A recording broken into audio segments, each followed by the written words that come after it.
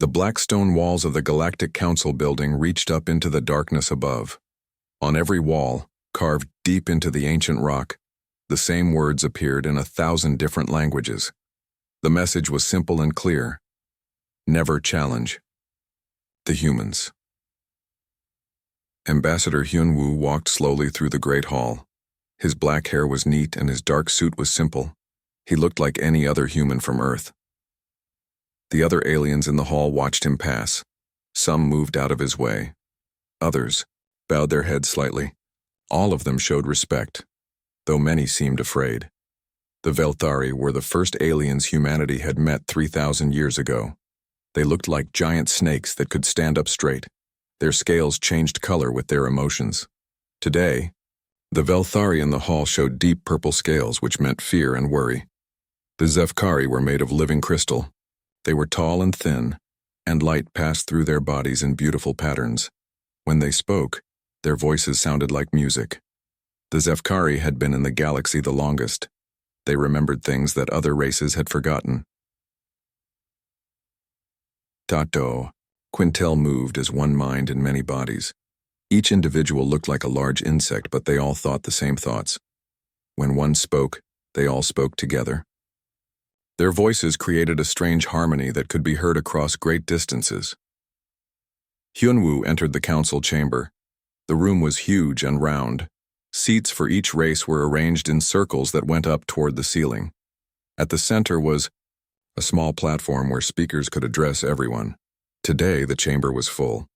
Representatives from hundreds of worlds had come for the monthly meeting. The Velthari prince, Sixandra, was young for his kind. He was only 300 years old. His scales showed bright red, which meant anger and confusion. He stood up from his seat and his voice carried across the chamber. "I have a question," Prince Sixandra said. "Why do we follow this old law? Why does our entire galaxy fear one small planet and its people?" The chamber became very quiet.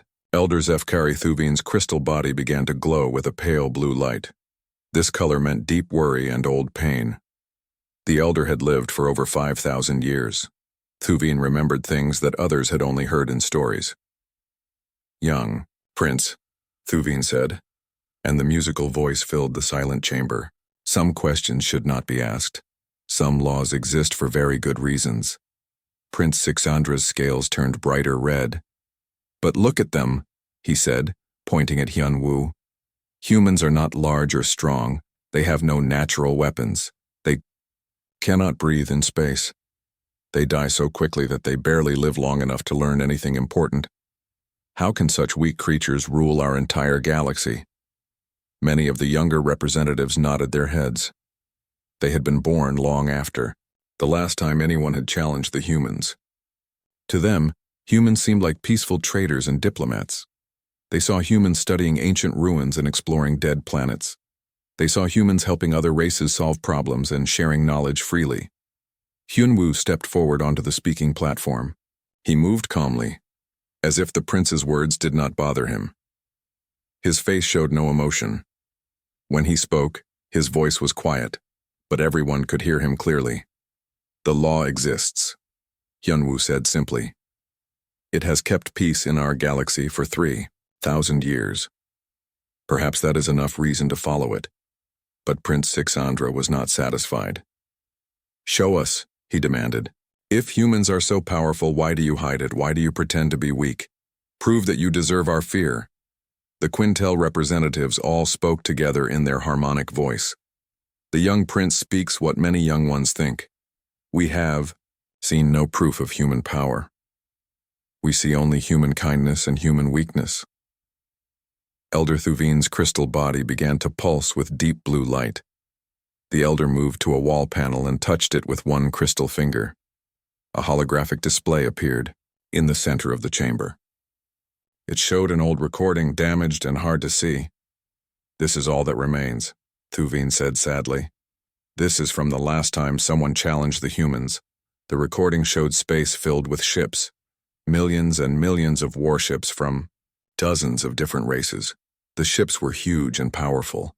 Their weapons could destroy entire moons. The fleet was so large it blocked out the stars behind it. Then something happened. Bright lights appeared in the darkness. The lights moved faster than anything should be able to move. They cut through the huge fleet like knives cutting through paper. In seconds, ships that had taken years to build became clouds of metal dust. The recording showed one final image before it ended. A small human ship, no bigger than a personal transport, floating alone among the wreckage of 1,000,000 destroyed vessels. The ship looked normal and peaceful. It looked harmless. The Devourers Empire, Thuvine said. 100 billion souls across 10,000 worlds. They thought humans were weak. They thought the law was foolish. They decided to test human power. The Elder's crystal body grew darker. The Devourers Empire no longer exists. Their worlds are empty. Their stars burn cold. No one knows what happened to them. The humans never speak of it. Prince Sixandra's scales had turned from red to deep purple. His anger was becoming fear. "That is just an old recording," he said, but his voice was not as strong as before. "Perhaps it is not even real." Hyunwoo looked up at the prince. For just a moment, something changed in the human's eyes. They became very cold and very old. The temperature in the chamber seemed to drop. "The choice is always yours," Hyunwoo said quietly. "Humans do not force others to follow the law. We simply ask that you think carefully before you choose to break it." The chamber remained silent for a long time after Hyunwoo finished speaking. The younger representatives looked at the older ones, trying to understand what they had just heard. The older ones remembered the stories their grandparents had told them, stories about lights in the darkness and empty worlds where great civilizations used to live. Finally, the session ended, and the representatives began to leave. Prince Sixandra walked slowly from the chamber. His scales were still purple with fear, but now there was something else in his color.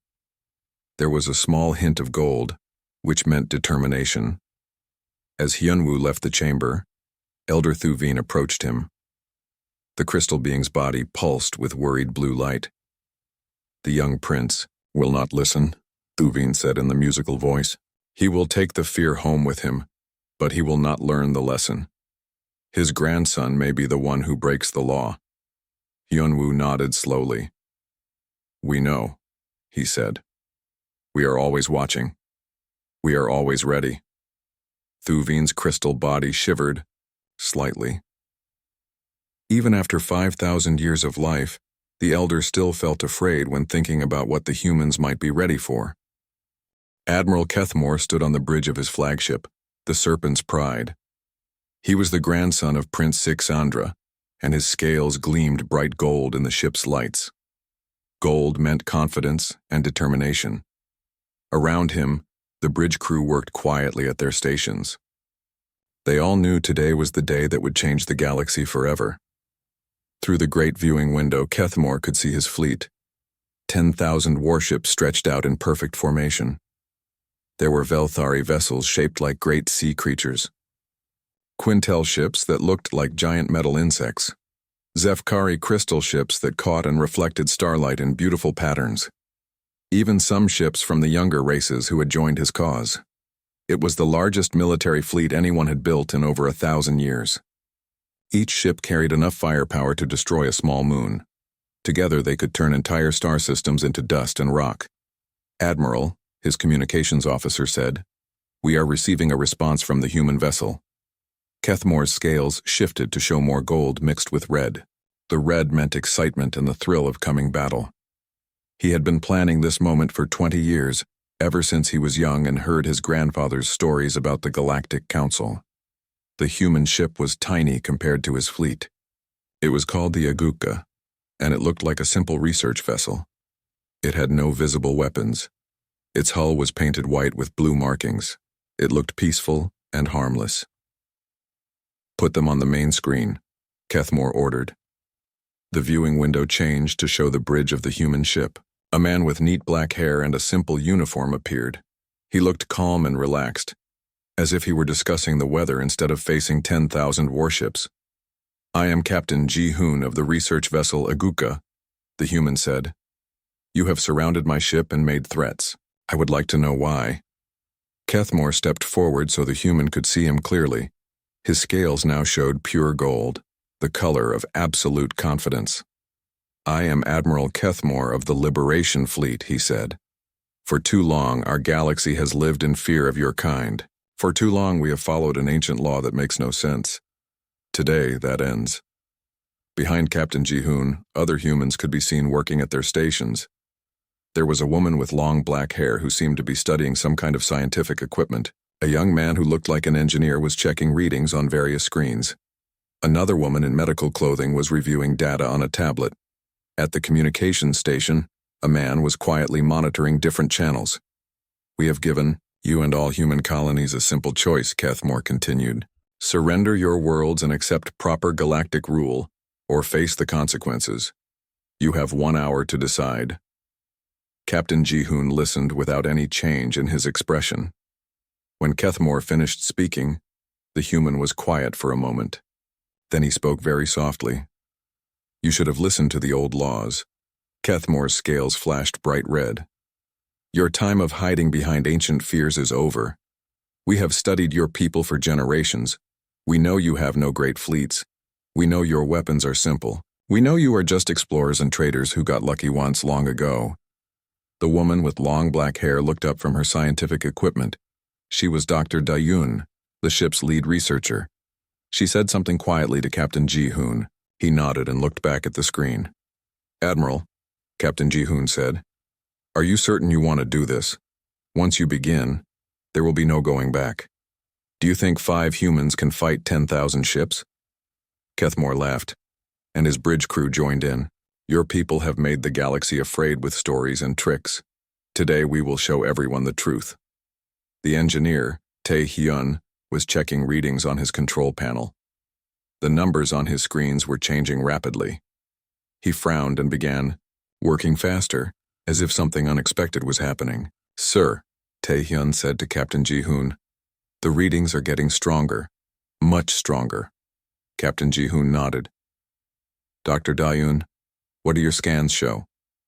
Dr. Dayun looked at her equipment with surprise and growing concern. "Captain, there's something wrong with this planet. My instruments are detecting massive energy signatures, but they're coming from underground. It's like the whole planet is waking up." Kethmore could hear the humans talking, but he did not understand what they meant. His fleet had chosen to surround the human ship near a dead world at the edge of the galaxy. The planet was gray and lifeless. There were no cities, no lights, no signs of any civilization. It was the perfect place to destroy the humans without anyone seeing. "Enough talk," Kethmore ordered. "You humans have had your chance. Attack formation. Prepare to fire." Across his fleet, the great warships began to move into battle positions. Weapon systems powered up. Targeting computers locked onto the small human research vessel. In a few moments, the Agukka would become a cloud of burning metal. The woman in medical clothing, so young, was monitoring communications from across the galaxy. Suddenly, her face became very pale. "Captain," she said urgently, "I'm picking up transmissions from other human colonies. They're all receiving the same ultimatum. The fleet isn't just here. They've surrounded human worlds everywhere." Captain Ji-hoon's calm expression finally changed. For a moment, he looked very sad. "I see. Admiral Kethmore, you have made your choice. You have forced us to make ours." The communications officer, Woo Jin, was working at his station with quick, precise movements. "Captain, I have the activation codes ready. All systems are standing by." "What activation codes?" Kethmore demanded. "What are you talking about?" Captain Ji-hoon looked directly at Kethmore through the screen. The human's eyes were no longer calm and peaceful. They were very old and very cold. 3,000 years ago, my people made a promise," Captain Ji-hoon said quietly. "We promised that if anyone tried to harm us or those we protect, we would be ready. We have kept that promise." Tae-hyun's control panel was now flashing with warnings and alerts. "Captain, energy levels are off the charts. Whatever's down there, it's massive." Dr. Dayun stared at her scientific readings in disbelief. "This isn't a dead planet," she said. "This is a fortress, a sleeping fortress." Kethmore's scales were starting to show some purple mixed with the gold. You're trying to scare us with tricks and lies. Fire all weapons, destroy them now. But before his fleet could fire, something happened that changed everything. The gray, lifeless planet below them began to split open. Huge sections of the planet's surface moved apart like flower petals opening. Bright light poured out from inside the planet. "What is that?" Kethmore whispered, his scales now showing more purple than gold. Captain Ji-hoon spoke one word to his communications officer. "Execute." Wu Jin pressed a single button on his control panel. The sleeping planet fully awakened. Massive weapons platforms rose from the planet's surface, each one larger than Kethmore's flagship. Sleek ships, black as space itself, emerged from hidden bays inside the planet. The ships were beautiful and terrible, with smooth lines that seemed to bend light around them. "My instruments can't get proper readings on those ships," Dr. Dayun reported. "It's like they're not entirely in our dimension." From the planet's surface, energy beams reached out toward Kethmore's fleet. But these were not normal weapons. The beams moved in ways that defied physics, bending through space and time. When they touched the first row of warships, those mighty vessels simply disappeared. They did not explode or burn. They were just gone. "Impossible," Kethmore breathed, his scales now completely purple with fear. "This is impossible." More ships emerged from the planet. Some were as large as cities. Others were small and fast, moving in patterns that hurt to watch. All of them were beautiful and ancient and more advanced than anything in Kethmore's fleet. Captain Ji-hoon's voice came over the communications channel one last time. "Admiral, you broke the oldest law in the galaxy. Now you will learn why that law existed." The planet continued to unfold like a mechanical flower. Admiral Kethmore watched in horror as more sections of the surface pulled apart. Each opening revealed weapons and ships that should not have been possible. His scales had turned completely, black, the color that Velthari showed only when facing death. "Retreat!" Kethmore shouted to his fleet. "All ships, retreat now." But it was too late. The ancient ships rising from the planet moved faster than anything Kethmore had ever seen. They flowed through space like water, changing direction without slowing down. Some of his warships tried to run, but the human vessels caught them easily. Dr.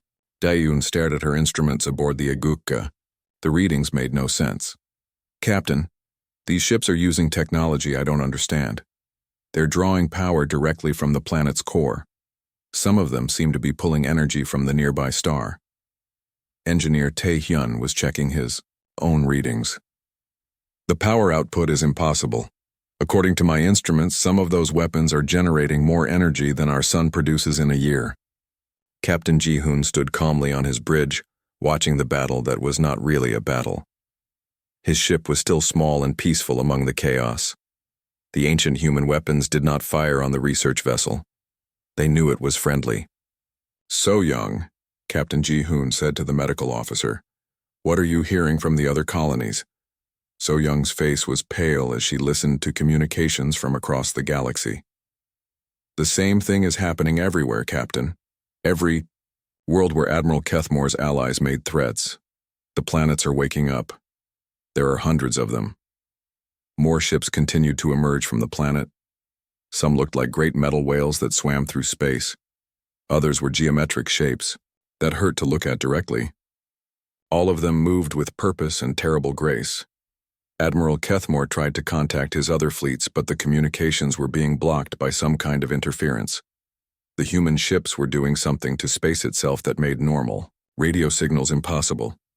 "Sir," his weapons officer said with a shaking voice, "our main guns have no effect on their ships. The energy beams just bend around them." One of the largest human vessels approached Kethmore's flagship. It was beautiful in a way that was frightening. Its hull seemed to be made of liquid metal that reflected stars that were not there. As it came closer, Kethmore could see that the ship was much older than his own vessel, but also somehow newer and more advanced. "This is the Guardian Eternal Vigil," a voice said over the communications. The voice was human, but it sounded strange, as if it came from very far away. "Admiral Kethmore, you have activated protocols that have been sleeping for 3,000 years. You have forced us to remember what we are. Kethmore's communications officer managed to respond. We surrender. Please, we surrender. Surrender was an option 1 hour ago.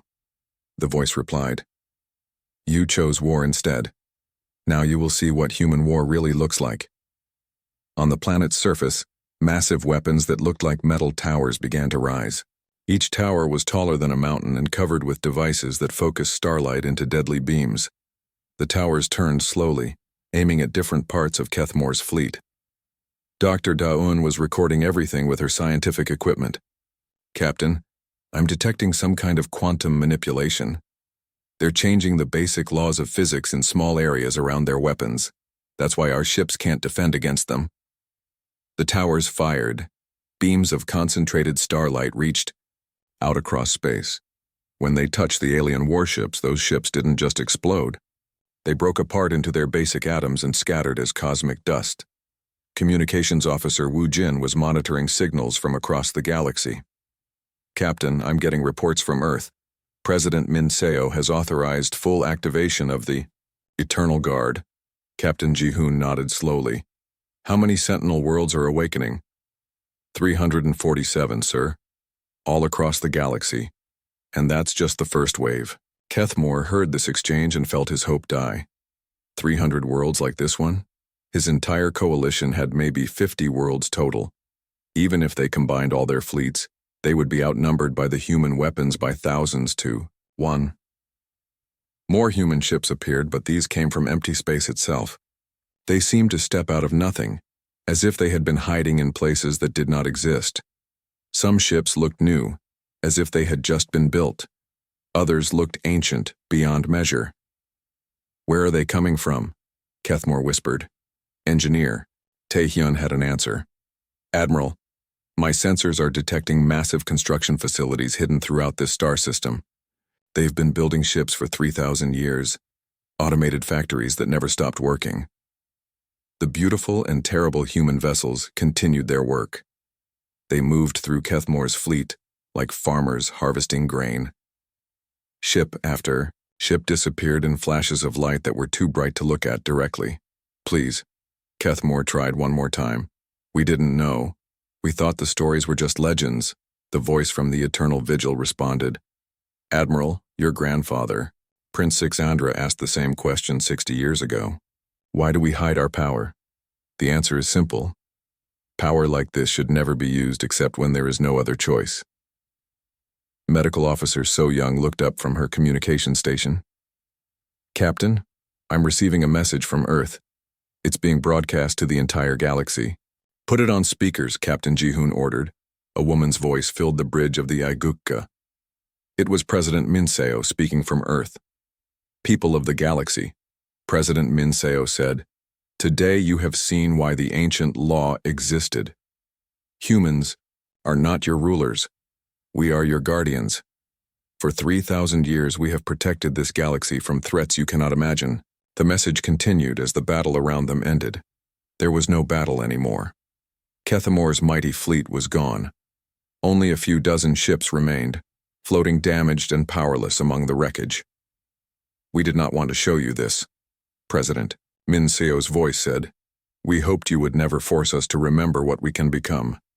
But some lessons can only be learned through experience.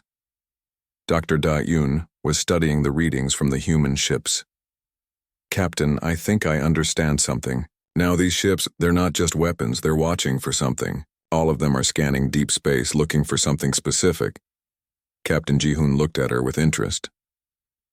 What kind of something? I don't know, Dr. Da-Yoon said. But whatever it is, it's big enough that they need weapons that can destroy entire star systems to fight it. The Eternal Vigil moved closer to Kethmore's damaged flagship. Its voice spoke directly to the Velthari Admiral. Admiral Kethmore, you will return to your worlds. You will tell them what you have seen. You will make sure they understand that the law exists for good reasons. Can you do this? Kethmore's scales were still black with fear, but now there was also deep blue mixed in. Blue meant understanding and wisdom. Yes, Kethmore said quietly. I will tell them, but What are you protecting us from? The eternal vigil was silent for a long moment. When it spoke again, the voice was sad and very old. Things that make us look peaceful by comparison, Admiral. Things that would end all life in this galaxy if they ever found us. We are not your conquerors. We are your shields. As quickly as they had appeared, the human ships began to disappear. Some sank back into the planet. Others faded away into empty space. The great weapons towers lowered back into the ground. Within minutes, the planet looked dead and gray again. Only the Aguka remained, small and peaceful among the wreckage of Kethmore's dreams of conquest.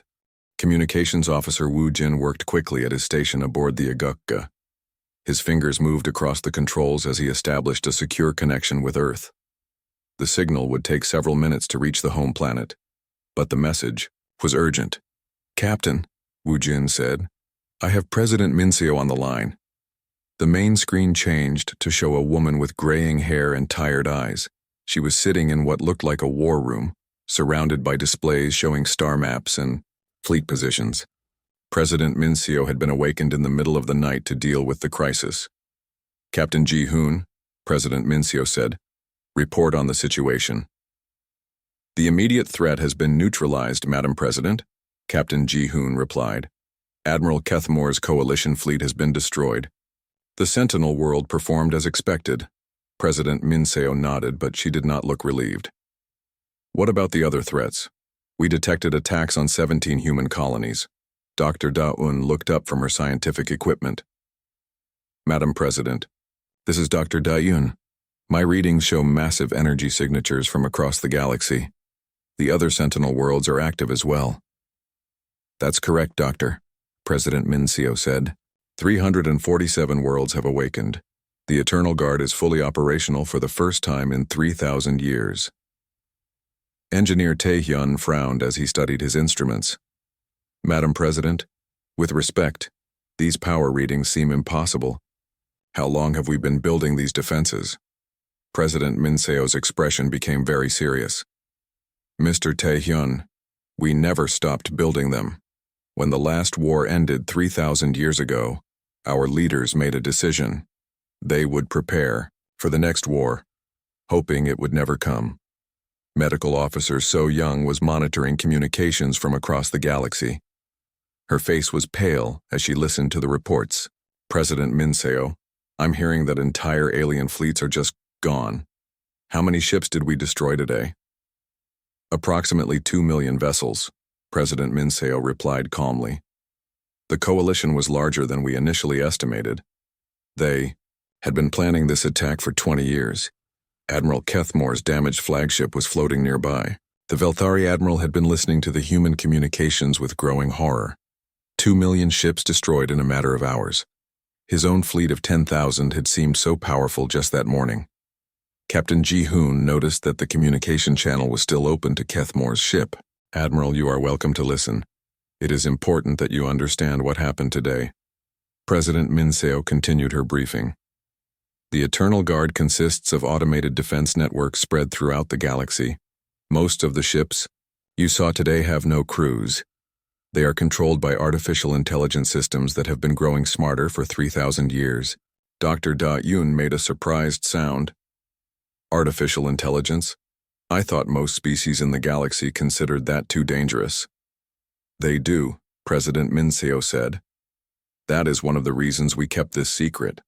Our AI systems are not like anything the other races have attempted. They are not trying to replace us or control us.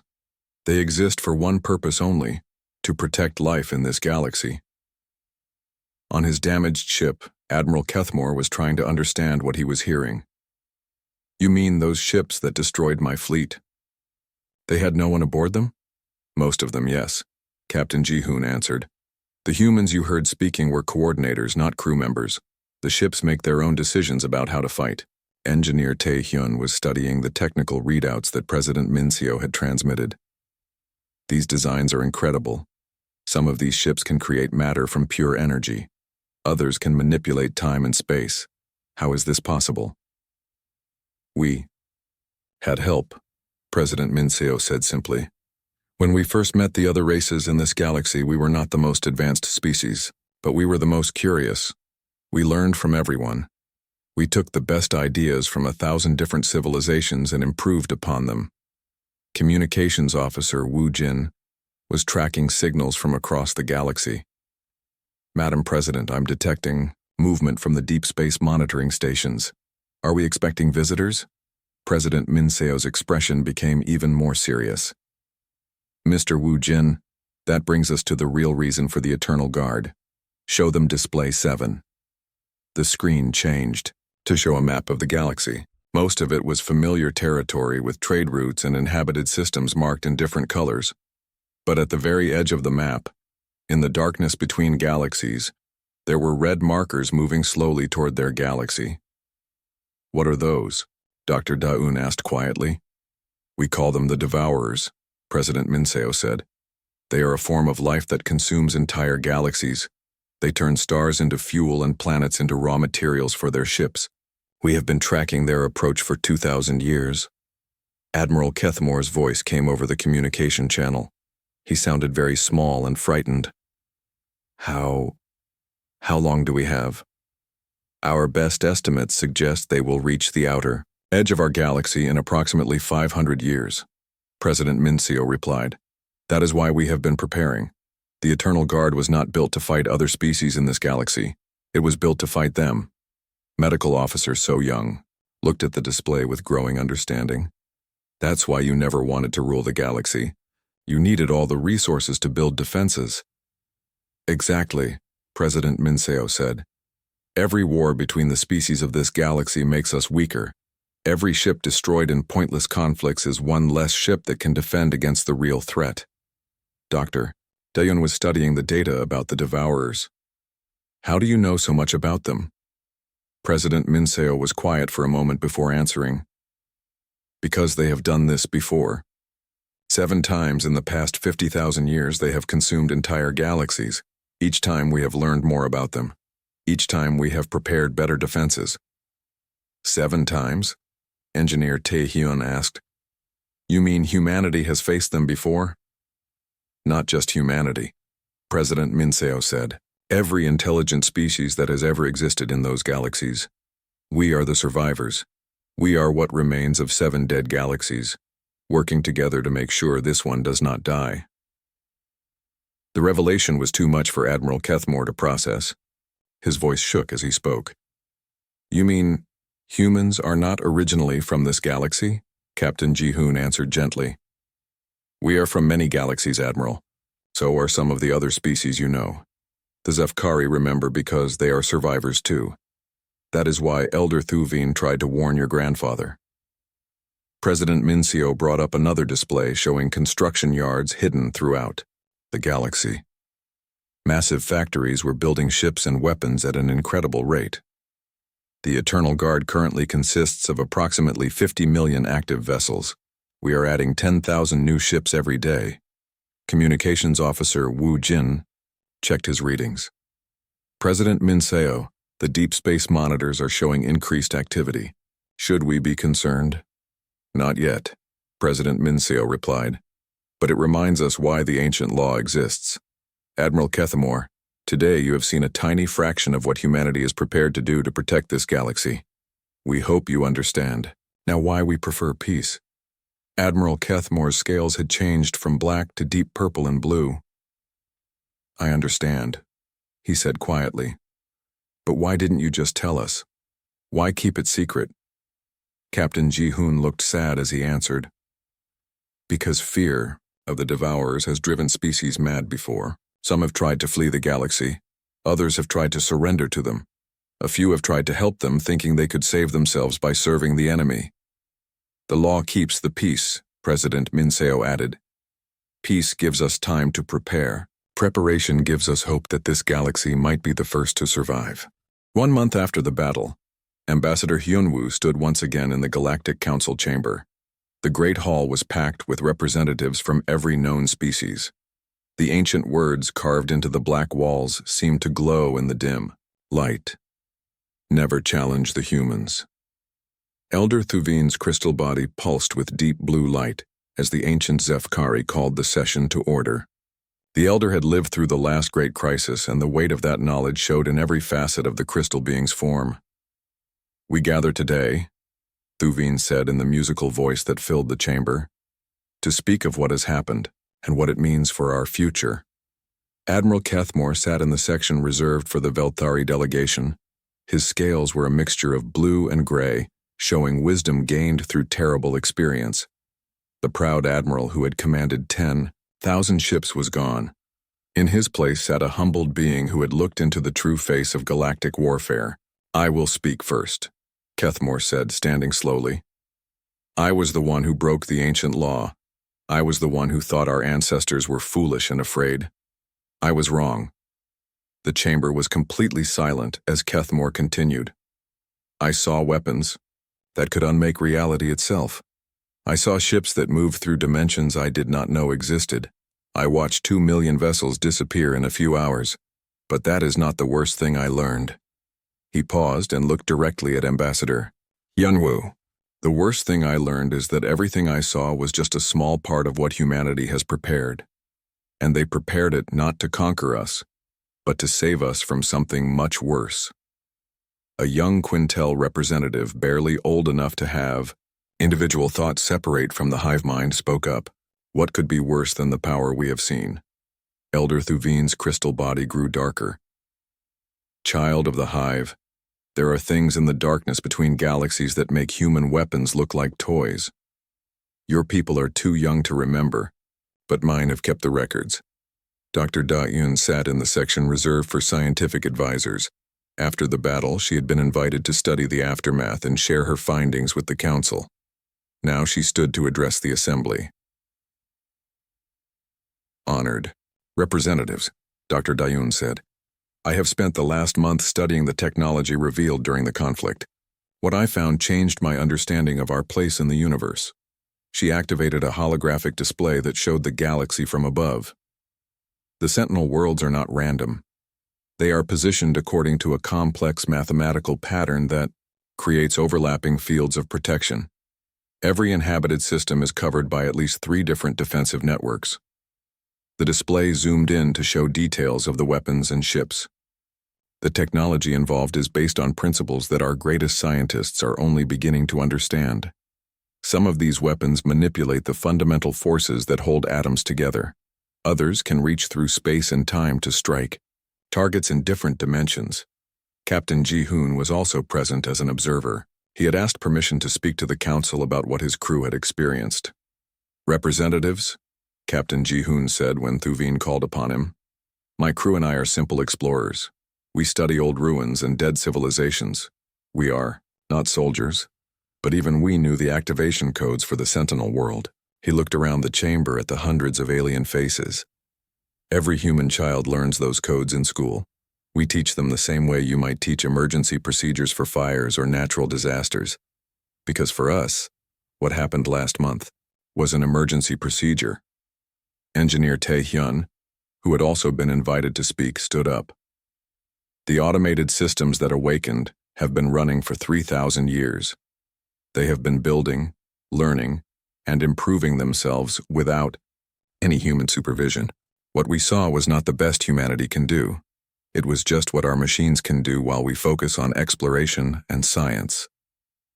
Medical Officer So Young had prepared a report on the communications she had monitored during the battle. "I tracked signals from across the galaxy during the conflict. The human response was coordinated perfectly, but there was something else in those communications. Every message, every order, every tactical decision was also being sent somewhere else." "Where?" asked a representative from one of the younger species. "To observatories pointed at the darkness between galaxies," So Young replied. "Everything humanity does is planned with one goal in mind, preparing for something that is coming toward us from outside our galaxy." Communications Officer Wu Jin had prepared the most disturbing report of all. "During the battle, I intercepted some of the tactical communications between the human defense systems. They were not just destroying Admiral Kethmore's fleet. They were testing themselves." The chamber erupted in worried voices and frightened discussions. Wu Jin continued speaking over the noise. The artificial intelligence systems were using the battle as practice. They were trying different weapons and tactics to see what worked best. They were preparing for a different kind of enemy entirely. Elder Thuvine called for silence. This confirms what the oldest records tell us. The Devourers are coming, and humanity has been preparing to fight them for thousands of years. Ambassador Hyun-woo finally stood to address the council. His voice was calm and reassuring, but his words carried the weight of ancient knowledge. People of the galaxy, Hyun-woo said, you have learned our secret. Yes, we have weapons that could destroy entire star systems. Yes, we have fleets that could conquer any civilization, but we have never used that power for conquest because conquest is not our goal. He gestured to the carved words on the chamber walls. The ancient law was never about fearing humanity. It was about preserving the peace we need to survive what is coming. Every war between our species makes us weaker. Every ship lost in conflict is one less defender when the real enemy arrives. President Min Seo appeared on the main display screen, speaking from Earth. Representatives of the Galactic Council, today I make you an offer. Join us in preparing for the true threat. Share your knowledge, your resources, and your people. Help us build defenses that can protect not just this galaxy but any galaxy. She paused and looked directly at the camera. Or continue as you have before. Continue to live in peace under the protection of the ancient law. We will not force you to join our preparations. We will protect you whether you help us or not. Admiral Kethmore stood again. What happens if we refuse?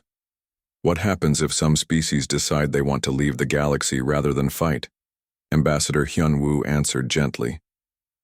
Then we will help them leave safely, Admiral. We will give them ships and supplies for the journey. We will even help them find empty galaxies where they can start over, but we will not let them take critical resources that are needed for the defense. Elder Thuvine's crystal body began to glow with warm golden light for the first time in years. I propose that we vote, not on whether to follow the ancient law, that law has proven its wisdom, but on whether to openly join humanity in preparing for the greater threat. The vote was held immediately. Species after species chose to join the preparation effort. The Velthari voted unanimously, led by Admiral Kethmore himself. The Quintel voted as one mind. Even the youngest species, who had never heard of the Devourers before that day, chose to help. When the vote was finished, only a few small civilizations chose to remain neutral. None chose to leave the galaxy. Dr. Daun smiled as she watched the results. Captain Ji-hoon, what do you think this means for the future? Captain Ji-hoon looked thoughtful. I think it means that for the first time in galactic history we have a real chance, not just to survive, but to win. As the council session ended, Ambassador Hyun-woo remained behind to speak with Elder Thuvine, the ancient crystal being pulsed with gentle blue light. Are you hopeful? Thuvine asked. Hyun-woo nodded. For the first time in 3,000 years, yes, we are no longer fighting alone. In the depths of space, automated human factories increased their production schedules. New ships rolled out of construction bays every few minutes.